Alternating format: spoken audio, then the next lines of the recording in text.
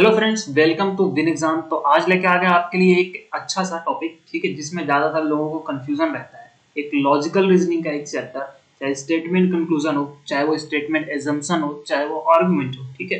बारी बारी से हर एक चीज के बारे में बात करेंगे कि किस टाइप के क्वेश्चंस को कैसे सॉल्व करते हैं एक्चुअल में। ये जो टॉपिक है, ये मतलब एक ऐसा टॉपिक है कि यहाँ पे अलग अलग लोगों के अलग अलग मत हैं कि इनके ऐसे क्वेश्चन सॉल्व होते हैं, आर्गुमेंट के क्वेश्चन ऐसे सॉल्व होते हैं, कंक्लूजन के क्वेश्चन ऐसे सॉल्व होते हैं। कहने का मतलब सबको ये लगता है कि इनके क्वेश्चन जो है आप अपने अनुसार सॉल्व कर लो, अगर सही फंस गया तो सही, गलत फंस गया तो गलत। मतलब इस तरह के क्वेश्चन को सॉल्व करने के लिए कोई मेथड है ही नहीं, ठीक है, या कोई तरीका नहीं है। बट इसका एक तरीका है प्रॉपर, इसका एक कुछ रूल्स होते हैं, उसमें कुछ आपको पॉइंट्स को ध्यान में रखने की आवश्यकता होती है। अगर उन पॉइंट को ध्यान में रखते हुए आप स्टेटमेंट को अच्छे से पढ़ते हो और उसके बाद जो भी है, चाहे वो कंक्लूजन हो, चाहे वो एजम्पशन हो, चाहे वो आर्गुमेंट हो, उसको पढ़ के आप बड़े ही आसानी से आप अपना आंसर कर सकते हैं, ठीक है।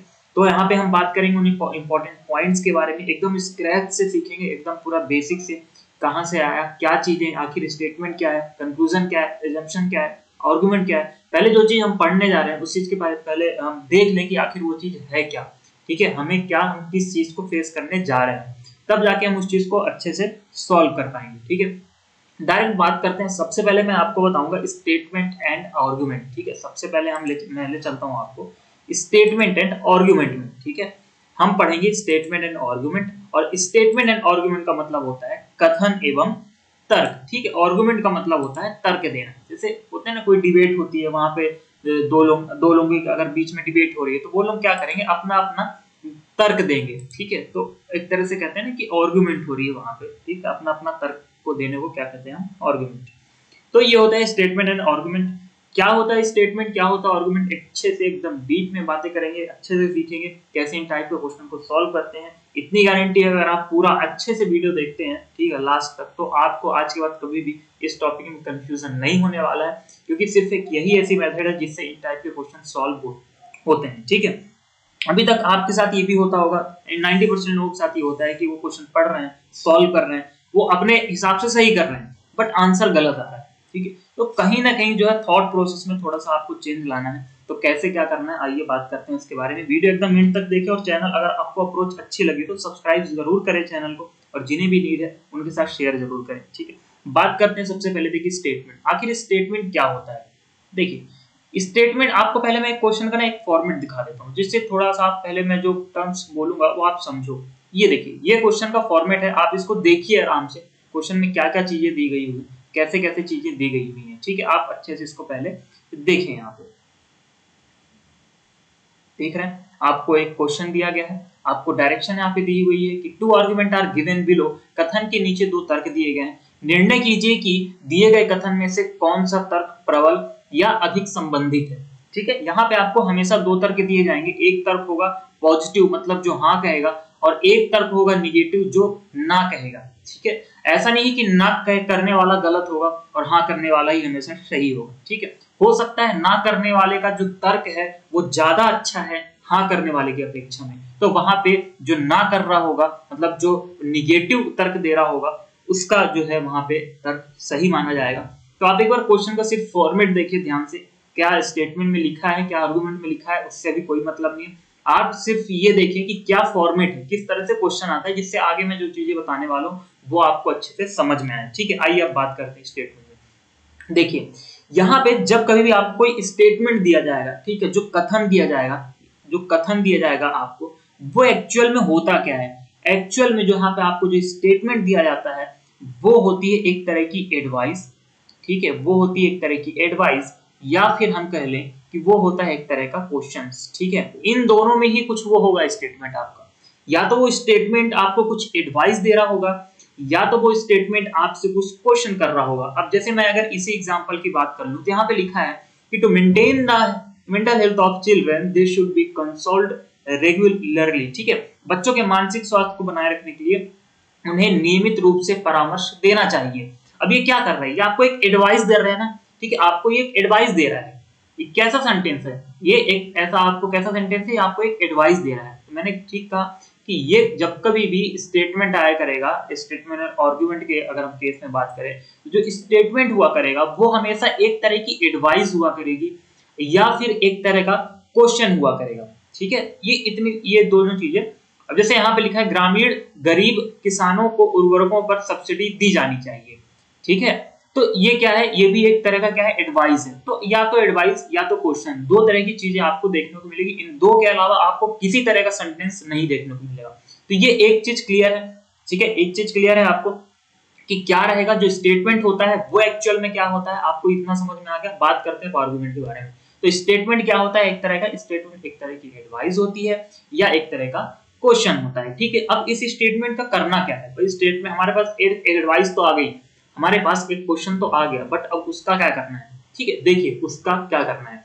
अब आपको उस स्टेटमेंट के नीचे आपको दो आर्गुमेंट दिए जाएंगे जिसका मतलब होता है तर्क।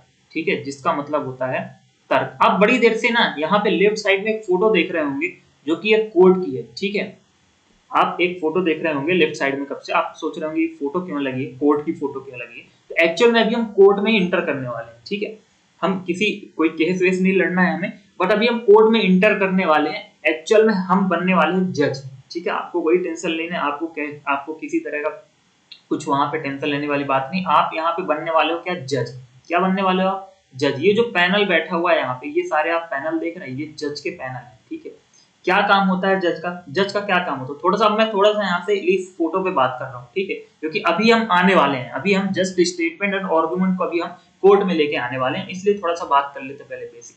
एक जो जज का काम होता है वो क्या होता है, देखिए मान लीजिए ये जज है, ये जज है। ठीक है, आपने पिक्चर में देखा होगा ऐसे एक जज बैठा रहता है अकेला, और उसके सामने दो वकील होते हैं। एक वकील यहाँ पे है और एक वकील, दूसरा वकील यहाँ पे होगा। ठीक है, ये जज हो गया, ये कौन हो गया, जज हो गया, और जज के सामने दो वकील होंगे। ठीक है, अब ये वकील मान लीजिए किसी फर्स्ट पर्सन का केस लड़ रहा है और ये जो दूसरा वकील है वो सेकंड पर्सन का केस लड़ रहा है। ठीक है, क्लियर है। अब हमें नहीं पता कि इसमें से कौन अपराधी है और कौन निर्दोष, कौन अपराधी है और कौन निर्दोष है, ये हमें नहीं पता। अब ये जो वकील है ये अपनी बात रखेगा, ये वकील ये अपनी बात रखेगा, मतलब अपने तर्क पेश करेगा। अब कुछ प्रूफ एंड फैक्ट के आधार पे तर्क पेश करेगा। ऐसे ही कुछ भी तर्क तो दे नहीं देगा। ठीक है, नॉनसेंस तरीके से कुछ ना कुछ उसके पीछे प्रूफ एंड फैक्ट पहले वो पेश करेगा, तब जाके वो कुछ ना कुछ तर्क देगा उस चीज के पीछे। ठीक है, सेम यही काम वकील दूसरा भी करेगा, दूसरा वकील भी वही काम करेगा, लेकिन इसका जो तर्क होगा वो इसके सपोर्ट में होगा। ठीक है, जो पहले वाले वकील का जो तर्क होगा वो किसके सपोर्ट में होगा, इस वाले वकील के सपोर्ट में होगा, और जो दूसरे वाले वकील का जो तर्क होगा वो इसके सपोर्ट में होगा। ठीक है, सब अपने अपने क्लाइंट के सपोर्ट में क्या कर रहे हैं, तर्क देंगे। अब ध्यान में रखिएगा, यही जो तर्क होता है, ये वकील पहले वाले वकील का जो तर्क हुआ वो आर्गुमेंट वन, आप देखिए यहाँ पे आपको दिया हुआ ये है ना, ये आर्गुमेंट्स दिए गए हैं, ये पहला आर्गुमेंट, ये दूसरा आर्गुमेंट। ठीक है, दो आर्गुमेंट आपको दिए जाएंगे हर एक क्वेश्चन में। तो ये जो तर्क, ये जो वकील जो तर्क देते हैं ना, यही आपको ये आर्गुमेंट यहाँ पे एक तरह से उसी का काम करेगा। ठीक है, आर्गुमेंट जो है यहाँ पे एक तरह से उसी का काम करेगा। तो ये मैं उस आर्गुमेंट की बात कर रहा हूँ। अब आगे का प्रोसीजर क्या होता है, जज दोनों का तर्क सुनता है। अब जज को नहीं पता कि कौन अपराधी है कौन निर्दोष। ठीक है, जज क्या करेगा, जज दोनों के तर्क को सुनेगा और देखेगा कि किसका तर्क मजबूत है या किसके प्रूफ और फैक्ट जो है ज्यादा अच्छे हैं। ठीक है, जो ज्यादा मतलब ऐसा कि जो ज्यादा अच्छे से क्लियर कट मतलब पिक्चर दिखा रहे हैं। ठीक है, ऐसे प्रूफ एंड फैक्ट या फिर कोई ऐसा तर्क जो आपका ज्यादा मजबूत हो, जिसका पलड़ा भारी होगा, जज उसी के मतलब उसी के आधार पे क्या सुनाएगा, फैसला सुनाएगा। ठीक है, उसके पक्ष में फैसला सुनाएगा जज। ठीक है, जिसका तर्क जो है मजबूत होगा। क्लियर है, तो सेम हमें भी यहाँ पे वही चीज करनी। आप यहाँ पे जज बनोगे और आप दोनों आर्गुमेंट्स को स्टेटमेंट के आधार पे, ध्यान रखिएगा स्टेटमेंट क्या है, स्टेटमेंट यहाँ पे केस है। हाँ, हम वो केस है हमारा, हम इस केस पे बात कर रहे हैं, ये केस चल रहा है। ठीक है, तो आपको ध्यान में रखना है कि आपको स्टेटमेंट से नहीं भटकना है। स्टेटमेंट को ध्यान में रखते हुए आपको दोनों आर्गुमेंट को अच्छे से एनालाइज करना है, अच्छे से ऑब्जर्व करना है। आपको देखना है कि आखिर कौन सा तर्क ज्यादा भारी है, कौन सा तर्क ज्यादा स्ट्रॉन्ग है। अब उसके लिए कुछ कुछ पॉइंट्स हैं, कौन से आपको कौन से तर्क को स्ट्रॉन्ग मानना है, कौन से, क्योंकि सबके अपने अपने अलग अलग विचार होते हैं। ठीक है, लेकिन जो एक जज होता है वो एक कॉमन मतलब सबकी हर एक जो जज होते हैं, ऐसा नहीं कि कोई जज की मेंटेलिटी अलग है तो वो अलग हिसाब से सोचेगा, कोई जज की मेंटेलिटी अलग है तो वो अलग हिसाब से सोचेगा, ऐसा नहीं है। वो सब एक कानून के आधार पे काम करते हैं, ठीक है, कुछ रूल्स के आधार पे काम करते हैं वो। तो सेम यहाँ पे भी कुछ ऐसे रूल्स हैं, कुछ पॉइंट्स हैं जिनको ध्यान में रखते हुए आपको ये डिसाइड करना है कि एक हमारा तर्क वन मतलब आर्गुमेंट पहला ज्यादा मजबूत है कि आर्गुमेंट जो दूसरा है, जो तर्क दूसरा है वो ज्यादा मजबूत है। मतलब पहले वकील का आर्गुमेंट ज्यादा अच्छा है कि दूसरे वकील का आर्गुमेंट ज्यादा अच्छा है, ये आपको डिसाइड करना है, ठीक है। अब भले हमारा जैसे यहाँ पे जैसे मैंने बात की कि फर्स्ट पर्सन के लिए लड़ेगा, ये सेकंड पर्सन के लिए लड़ेगा। अब मान लीजिए इसने चोरी की है, सेकंड पर्सन ने मान लीजिए चोरी की है और फर्स्ट पर्सन ने चोरी नहीं की है, ठीक है। अब ये दोनों अपना अपना अपने अपने क्लाइंट के लिए अपना अपना पक्ष रख रहे हैं, ठीक है, अपना अपना तर्क दे रहे हैं। अब मान लीजिए ये इसने चोरी नहीं की है लेकिन इसका तर्क कमजोर पड़ गया, इसने चोरी नहीं की थी लेकिन इसने जो तर्क पेश किया जज के सामने, इसने जो प्रूफ एंड फैक्ट पेश किए जज के सामने वो कमजोर था। लेकिन ये जो दूसरा वाला जो वकील था जिसके क्लाइंट ने सच में चोरी की थी, लेकिन इसने जो तर्क दिया जज के सामने, इसने जो प्रूफ एंड फैक्ट पेश किए जज के सामने, वो इतना स्ट्रांग था कि जज को इसी के पक्ष में फैसला सुनाना पड़ा और जज ने बोल दिया कि हाँ आप क्या बाइज्जत बरी होते। तो ये चीज है यहाँ पे कि हमें ये नहीं देखना है, हमें भावुक नहीं होना है, ठीक है, कि नहीं वो तो सही कह रहा है चलो उसको हम सही मान लेते, ऐसा नहीं। सही गलत सब ये चीज रिलेटिव चीजें होती है, ठीक है। तो आपको भावुक नहीं होना है, भले वो चीज गलत हो वो चीज सही, उस गलत सही से हमें यहाँ पे मतलब नहीं है। हमें फोकस रखना है कि किसका तर्क तगड़ा है, ठीक है। मान लीजिए कहीं आपने बहुत जगह आप दोस्त लोगों के साथ आप बैठे होंगे, कभी फैमिली के साथ बैठे होंगे, किसी न किसी चीज पे कभी कभी डिबेट आप किए होंगे या सुने होंगे। तो किसी चीज पे किसी भी मुद्दे पे अगर डिबेट चल रही है तो दो लोग हैं, दो पार्टी के लोग अपने अपने तरफ से क्या कर रहे हैं, तर्क अपना अपना दे रहे हैं। लेकिन कौन राजा निकल जाता है वहां पे, जिसका तर्क अच्छा हो, जिसका तर्क मजबूत हो, जो सामने वाली बात को दबा दे मतलब ऐसा नहीं कि चिल्ला के, उसको अपने तर्क से सामने वाले को दबा दे।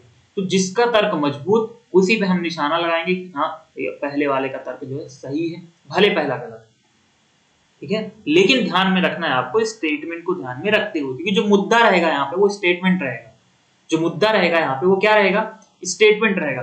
अब सुनिए एक पॉइंट और यहाँ पे बताता हूँ, कोई डिबेट स्टार्ट कब होती है, ठीक है, आप 4-5 लोग बैठे हुए ग्रुप में, अब वहां पे कोई डिबेट शुरुआत हुई तो उस डिबेट के शुरुआत होने का जो जड़ होता है, जो रूट कॉज होता है वो क्या होता है, वो यही जो दो चीजें मैंने स्टार्टिंग में बताई आपको, या तो एडवाइस या तो क्वेश्चन, ठीक है। आप 4-5 लोग बैठे हुए ग्रुप में, अब वहां पे सपोज कोई ऐसी एडवाइजेबल चीज किसी ने बोल दी, ठीक है, किसी कोई जैसे कुछ सुझाव दे दिया कुछ अपने आप, ठीक है, बैठा बैठा किसी ने अपना कुछ भी ऐसे एडवाइस दे दी, तो उस चीज पर भाई बहस चालू हो जाएगी, नहीं भाई तुम गलत कह रहे हो, एक बोलेगा नहीं तुम सही कह रहे हो, तो वहां पे सब अपने अपने तर्क रखने लग जाएंगे, तो वहां से एक डिबेट चालू हो जाएगी, ठीक है। सेम यही चीज क्वेश्चन में होती है, आप 4-5 लोग बैठे हुए ग्रुप में, किसी ने एक कोई क्वेश्चन कर दिया, ठीक है, अब एक ने क्वेश्चन कर दिया, 5 लोग बैठे थे, एक ने क्वेश्चन कर दिया, 4 लोग बचे।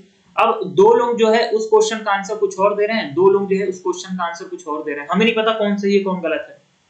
लेकिन जिसने क्वेश्चन किया था वो तो उसी की बात मानेगा जिसका तर्क अच्छा होगा, जिसका तर्क अच्छा होगा वो इंसान तो उसी की बात मानेगी, नहीं भाई ये इसके बात में दम दिख रहा है मतलब इसकी बात हम मानते हैं, भले वो चीज गलत हो, ठीक है। तो आपका तर्क मजबूत होना चाहिए।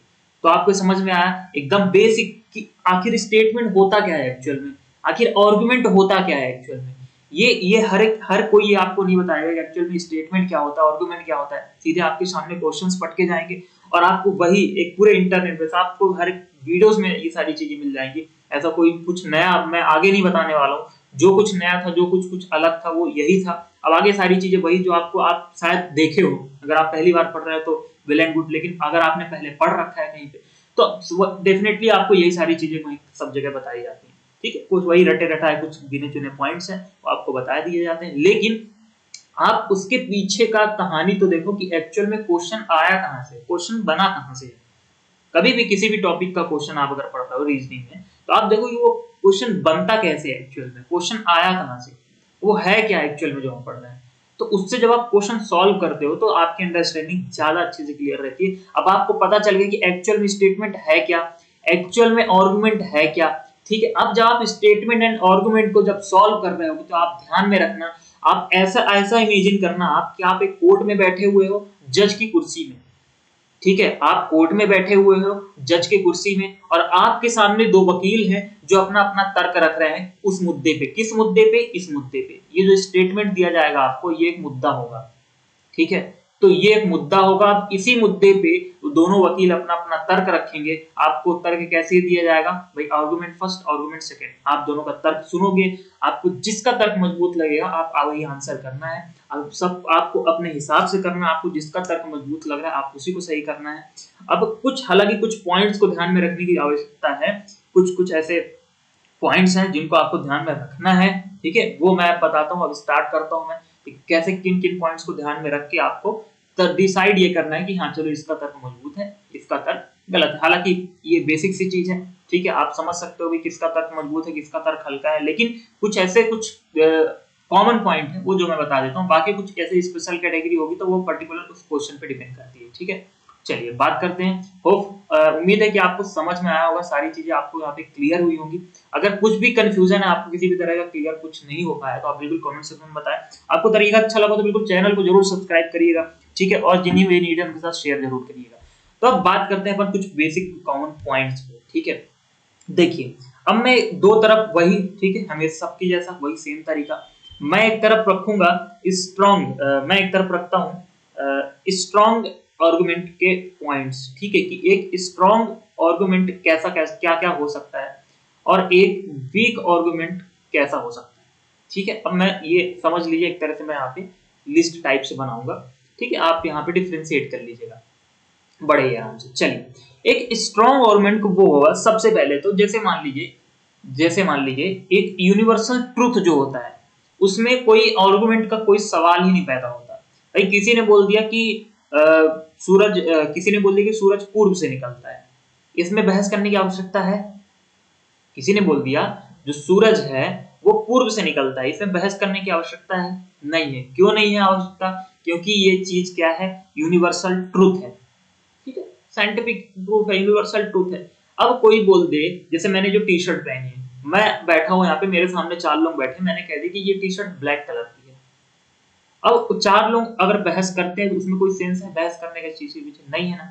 तो जब कभी भी कोई मान लीजिए कोई वकील है, उसने कोई एक यूनिवर्सल ट्रुथ बोल दिया है, तो आप उसके आर्गुमेंट को क्या करोगे? आप एकदम मजबूत मानोगे कि अच्छा हाँ ये एकदम सही बोल रहा है, इससे इसमें आप बहस करने, इसमें कोई सोचने का कोई सवाल ही नहीं पैदा होता, ठीक है। तो ये आपको पॉइंट में याद में रखना है, यूनिवर्सल ट्रूथ, ठीक है, यूनिवर्सल ट्रूथ। आते हैं अगले पॉइंट पे।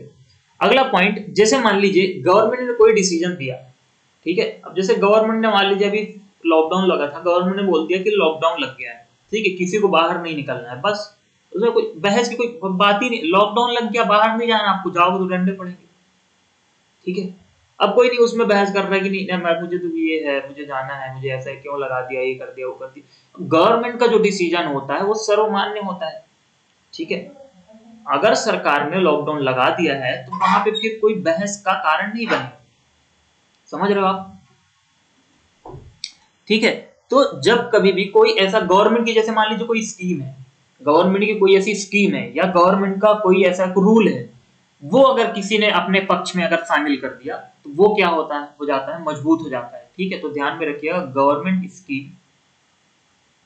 स्कीम या रूल या गवर्नमेंट में कुछ भी, जैसे मान लीजिए गवर्नमेंट के किसी आर्टिकल में कुछ लिखा हुआ है, ठीक है, सुप्रीम कोर्ट ने कुछ दे दिया, मतलब किसी भी हायर अथॉरिटी ने अगर कोई चीज बोल दी है, उस चीज को अगर कोई व्यक्ति अपने तर्क में शामिल करता है तो वो चीज सर्वमान्य होगी, ठीक है।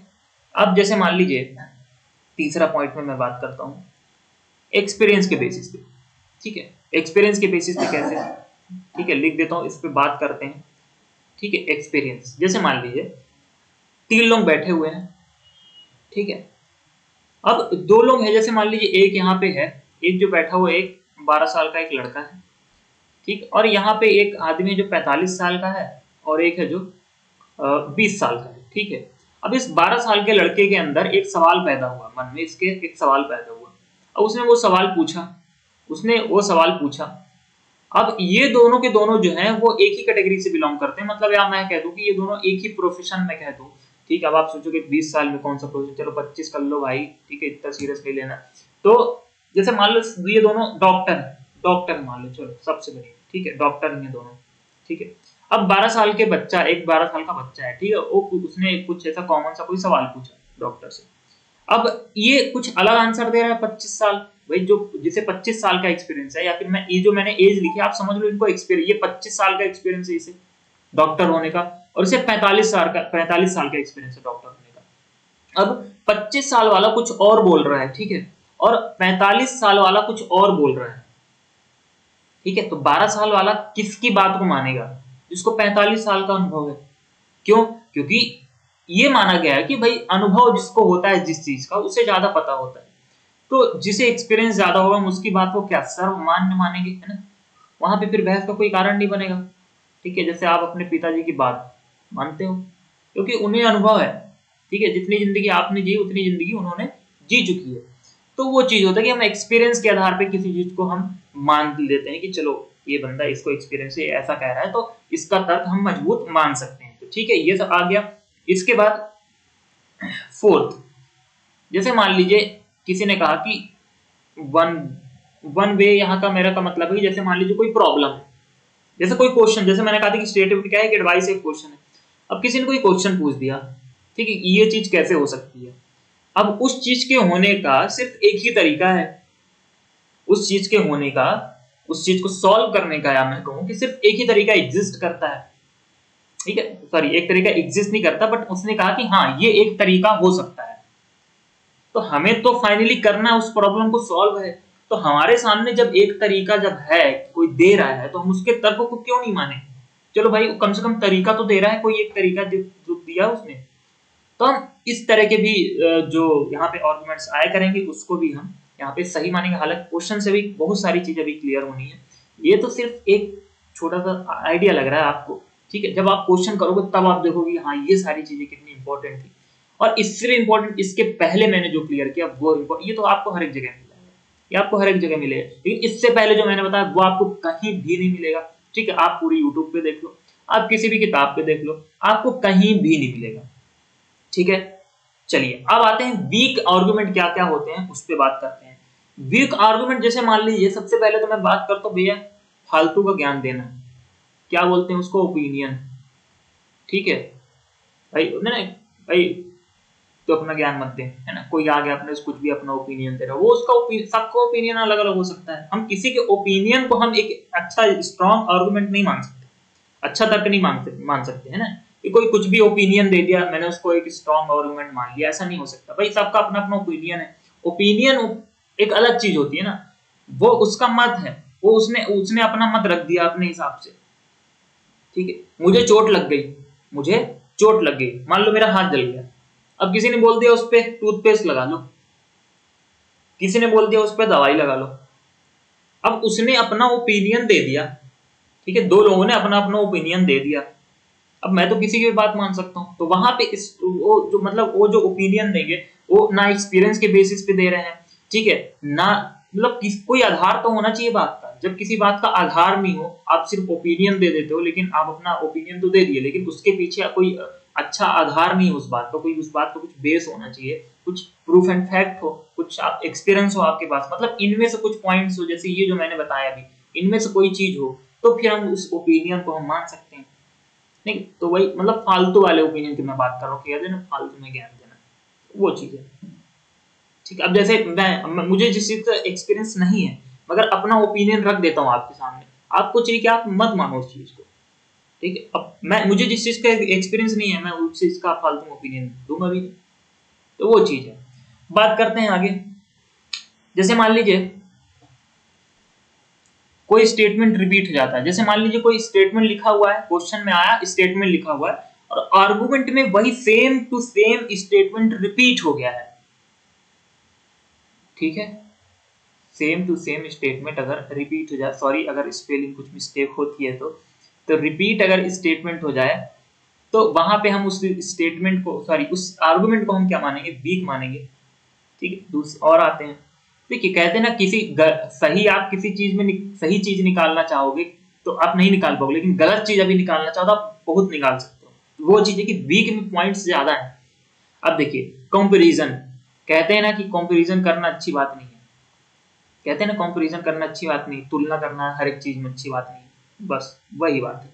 कहीं पे भी मान लीजिए वो एक वकील है, जो वो अगर कंपेयर करके कोई चीज अपने सोच रहा है कि अपने क्लाइंट को बचा ले कंपैरिजन के तौर पे, कह रहे उसको तो बचा दिया गया था, इसे बचा दो, ठीक है, कह रहे उसने तो चोरी की थी, उसे तो कुछ नहीं हुआ, इसे को जेल में डाल रहा हूँ। तो ये कंपैरिजन, तुलना करना है। फिर कंपैरिजन, हाँ जैसे मान लीजिए किसी की, जैसे मान लीजिए तबीयत खराब है, किसी को कुछ हुआ है, ठीक है, अब सबकी अलग अलग बॉडी है, सबके ऊपर अलग अलग दवाएं इफेक्ट करती है, दवाओं का असर होता है। अब किसी की तबीयत खराब थी, उसकी किसी और दवाई से, किसी भी दवाई से उसका इलाज हो गया, ठीक है, वो ठीक हो गया।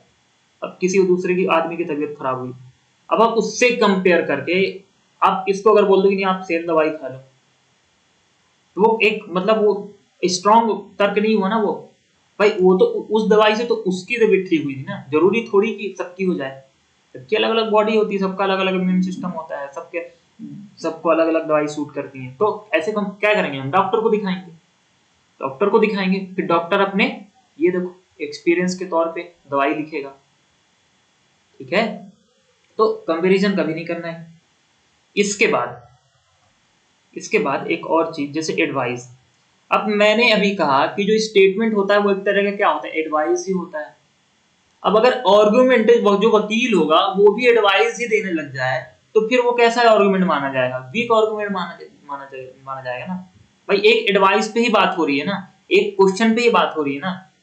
अब एडवाइस तो आपको नहीं देना है यहाँ पे, यहाँ पे आपको तर्क रखना है। तो ये कोई अगर एडवाइस किसी चीज की देता है अपने तर्क में, तो वो क्या माने जाएगा, वो एक तरह का वीक आर्गुमेंट माना जाएगा, ठीक है। इसके बाद अंधविश्वास, अंधविश्वास वाली बातें, ठीक है। अंधविश्वास वाली बातें मतलब कहने का मेरा मतलब सुपरस्टिशियस, आप समझ रहे हो, ठीक है। इसका मैं एक एग्जांपल देता हूँ। जैसे मान लीजिए मैंने कहा कि अब जैसे कह दिए कि चाइना प्रोडक्ट्स इंडिया में बैन कर दो, चाइना प्रोडक्ट्स इंडिया में बैन कर दो। ये सिर्फ एक बोलने की बात हो सकती है कि चाइना प्रोडक्ट्स इंडिया में बैन कर दो।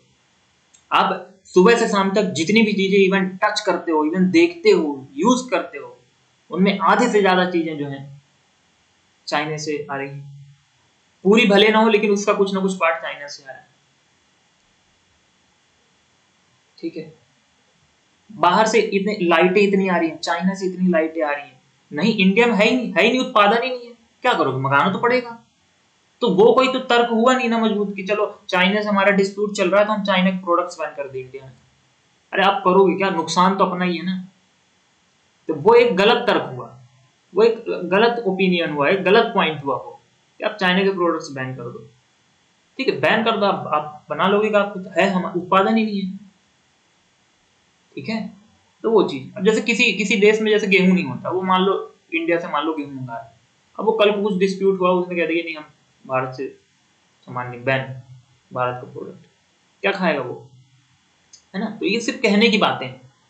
तो इस टाइप की चीजें जो है कभी भी आर्गुमेंट के लिए स्ट्रांग नहीं मानी जाएंगी, इनको वीक माना जाएगा, ठीक है। अब एक और चीज, वीक में और अब देख रहे हैं आप गलत चीजें निकालना स्टार्ट हो गए तो गलत गलत गलत ही निकलती है, ठीक है। तो कभी कभी निगेटिव होना भी अच्छी बात है। अब देखिए सेंसलेस बात, ठीक है, सेंसलेस बात किसी ने अगर कर दी, ठीक है। अब कोई केस चल रहा है, कोई केस चल रहा है, उसने चोरी की है, प्रॉपर सीसीटीवी फुटेज में दिखाया गया है, ठीक है, सब कुछ केस चल रहा है, सब अपना अपना तर्क रख रहे हैं। वकील बोलता है जब से कि सर ये जो मेरे क्लाइंट है ये बैंक में जॉब करते हैं, ठीक है, उसने की है चोरी, आपको तर्क ये देना है जिससे ये चीज प्रूफ हो कि उसने चोरी नहीं की है। अगर आपको उसको साबित करना है कि हाँ उसने चोरी नहीं की, तो आप इस चीज का तर्क दोगे ना कि हाँ उसने चोरी नहीं की है, उस चीज के आधार पे आप कोई पॉइंट रखोगे। वहां पे आप जज के सामने ये क्या बोलने का मतलब हो कि अरे सर वो बैंक में नौकरी करता है, सेंसलेस बात हुई कि नहीं, मतलब पॉइंट टू द पॉइंट नहीं, पॉइंट से हटके कोई कुछ और ही बात कर रहा है। फिर वहां पे भले ही तर्क कितना क्यों ना मजबूत हो जाए, अगर बात सेंसलेस है, टॉपिक से हटके है, तो वहां पे वो आर्गुमेंट क्या माना जाएगा, वीक माना जाएगा। ठीक है, अस्पष्ट चीजें जो कहते हैं कि स्पष्ट नहीं हो पा रहा आपकी बातों से कोई चीज, ठीक है। तो ये हो गए स्ट्रॉन्ग के कुछ कुछ पॉइंट्स जो जब आप पढ़ोगे स्टेटमेंट, जब आप आर्गुमेंट पढ़ोगे, तो ये कुछ पॉइंट्स हैं जो आपको ध्यान में रखने हैं, ठीक है। ये पॉइंट्स आपको ध्यान में रखने हैं। और इसके पहले जो मैंने पूरा वो जो कोर्ट वाला जो पूरा सीन डिस्कस किया था, ठीक है, तो वो आपको ज्यादा ध्यान में रखना है, ठीक है, क्योंकि कभी कभी ये सारे पॉइंट्स कुछ काम में नहीं आते, ये सब धरे के धरे रह जाते हैं, फिर वही तरीका काम आएगा। तरीका अच्छा लगा हो तो बिल्कुल बताएं कमेंट सेक्शन में, अगर अच्छा लगा हो, और नहीं अच्छा लगा हो फिर भी बताएं आप, ठीक है। हमारे पास हजारों तरीके, हम नया तरीका लेके आएंगे, कुछ और तरीका लेके आएंगे, लेकिन आपको सिखाएंगे जरूर। आते हैं अपने पहले क्वेश्चन में, देखते हैं यहाँ पे पहला क्वेश्चन यहाँ पे क्या कह रहा है। अब इसको सॉल्व करते हैं, ठीक है, पहला क्वेश्चन सॉल्व करते हैं आज, ठीक है। आज के लिए फिलहाल आप एक बार जब अगला पार्ट देखें, जब अगला सेशन आएगा, तो जब अगला सेशन देखें तो आप इस वाले पर्टिकुलर सेशन को एक बार जरूर रिवाइज करिएगा, ठीक है। प्लीज रिक्वेस्ट है, आप इस वाले सेशन को एक बार रिवाइज करिएगा, क्लियर। अब हम बात करते हैं यहाँ पे क्वेश्चन के लिए। अब देखिए ये स्टेटमेंट है। अब मैंने कहा था स्टेटमेंट क्या होगी, एक तरह की एडवाइस। ये क्या है, एडवाइस है। To maintain the mental health of children they should consult regularly. बच्चों के मानसिक स्वास्थ्य को बनाए रखने के लिए नियमित रूप से परामर्श देनी चाहिए। अब ये एक मुद्दा है, किसी ने बात छेड़ दी, किसी ने ये बात छेड़ दी। अब दो लोग आ गए अपना अपना तर्क रखने, दो लोग आ गए अपना अपना तर्क रखने। एक ने कहा कि हाँ, मानसिक स्वास्थ्य शारीरिक स्वास्थ्य जितना ही महत्वपूर्ण होता है, क्योंकि इसमें बच्चों का संपूर्ण विकास होता है, ठीक है। कह रहा है वो, yes, mental health is an important as physical health because it leads to overall development of childrens, ठीक है। बिल्कुल सही कह रहा है, इसमें कोई गलत बात है क्या, ठीक है। लेकिन हमें तो कंपेयर करना है ना, दो तर्क को हमें कंपेयर करना है कि किसका तर्क मजबूत है। तो कभी भी ध्यान में रखना, आप कभी भी किसी एक तर्क को पढ़ के आंसर मत करना, दोनों आर्गुमेंट्स को आप अच्छे से पढ़िएगा, फिर कंपेयर करिएगा, तब जाके आप अपना आंसर करिएगा। दूसरे आर्गुमेंट पे आते हैं। दूसरा आर्गुमेंट वाला कह रहा है, दूसरा बंदा कह रहा है कि भाई नो, नहीं, परामर्श समय नष्ट करता है, ठीक है, और बच्चों का समय, और ये बच्चों के समय का बर्बादी का कारण बनता है। कोई सेंस हुआ इसमें? भाई समय कहां से बर्बाद हो रहा है, समय कहां से बर्बाद, उनकी मेंटल हेल्थ भी तो सही हो रही है, समय कहां से बर्बाद हो रहा है? समय तो बर्बाद, भाई हम किसी ऐसे चीज में अपना टाइम गवाते हैं जहां से कोई आउटपुट ना निकल के आए, उसको हम कहते हैं टाइम वेस्ट करना, ठीक है। लेकिन कोई एक ऐसी चीज जिसमें हम टाइम दे रहे हैं और उसको कुछ आउटपुट निकल के आ रहा है, पॉजिटिव आउटपुट उसको कुछ निकल के आ रहा है अपने ऊपर, तो उसको हम टाइम वेस्ट करना कहेंगे क्या? तो जो दूसरा बंदा था कितना सेंसलेस बात कर रहा है, कह रहा है कि नहीं, परामर्श समय नष्ट करने वाला कार्य है। अच्छा, दुनिया परामर्श पे चल रही है, ठीक है, काउंसलर्स बैठे हैं, ठीक है, बड़े बड़े पोजीशन पे काउंसलर्स बैठे हैं, लोगों को काउंसलिंग कर, तो काउंसलिंग करना बुरी बात है क्या? काउंसलिंग करना अच्छी बात है, ठीक है। तो ये कह रहा था कि no, counselling is a time consuming task and cause wastage of children's time. तो ये बिल्कुल गलत कह रहा है भाई, ये कह रहा है गलत, तो ये क्या हो जाएगा, गलत। अब आ गया अपने पहले वाले आर्गुमेंट में, तो हम देख रहे हैं कि नहीं, पहला वाला जो है वो सही कह रहा था। तो पहला आर्गुमेंट क्या हो गया, सही। तो आंसर क्या करेंगे हम, ऑप्शन नंबर 1, केवल तर्क 1 प्रबल है, या फिर इंग्लिश में ओनली 1 आर्गुमेंट इज स्ट्रॉन्ग, ठीक है। तो आपको एक आइडिया लगा कि कैसे क्वेश्चंस को, अब मैं कुछ क्वेश्चंस आपको शो कर रहा हूं, ठीक है। आप इन क्वेश्चंस को आप सॉल्व करिएगा, कमेंट में आप आंसर जरूर करिएगा इन क्वेश्चंस के कि क्या होगा आंसर, ठीक है। अगले सेशन में बात करेंगे, क्योंकि मैं नहीं चाहता कि पर्टिकुलर कोई एक सेशन इतना लंबा खींचे, ठीक है, कोई मतलब नहीं है, कोई, मैंने इस चीज के बारे में पहले ढेर सारी बातें की है, कोई इसका सेंस नहीं बनता, ठीक है। मैं आपको दिखा देता हूँ क्वेश्चन, आप फटाफट स्क्रीनशॉट ले लीजिए, स्क्रीनशॉट ले लीजिए आप, ठीक है।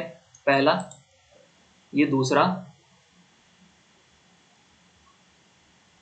ठीक है, बस 2 क्वेश्चन, ठीक है, बाकी हम कल डिस्कस करेंगे। तो ये 2 क्वेश्चन थे जिनको आपको करके आना है, ठीक है। आप कमेंट सेक्शन में बताइएगा क्या है उसका आंसर, कल डिस्कस करेंगे और अच्छे से देखेंगे। और भी कुछ बहुत सारे ऐसे पॉइंट्स जो अलग अलग क्वेश्चन से निकल के आएंगे, और क्वेश्चन के थ्रू अंडरस्टैंडिंग और अच्छी बनेगी। तो अगर समझ में आया हो तो बिल्कुल चैनल को लाइक करें, सब्सक्राइब करें, कमेंट सेक्शन में बताएं कुछ सजेशन हो, कुछ आपको और भी कोई इसी तरह के कोई भी टॉपिक्स पढ़ने हो, तो आप जाके रीजनिंग वाले प्लेलिस्ट में जाके आप चेक कर सकते हैं, वहां पे सारे कुछ टॉपिक्स की वीडियोस अवेलेबल हैं। अगर आपको ऐसा लगता है कि नहीं, वीडियो की क्वालिटी नहीं सही है, साउंड क्वालिटी नहीं सही है, क्योंकि काफी पुरानी वीडियोस भी हैं, तो अगर आपको कुछ टॉपिक पढ़ना है अभी, तो फिलहाल आप कमेंट सेक्शन में बता सकते हैं कि हाँ भाई ये टॉपिक पूरा डीप में, पूरा एकदम बेसिक से पढ़ना है, ठीक है। मिलते हैं नेक्स्ट पार्ट में, थैंक यू सो मच पूरा वीडियो देखने के लिए।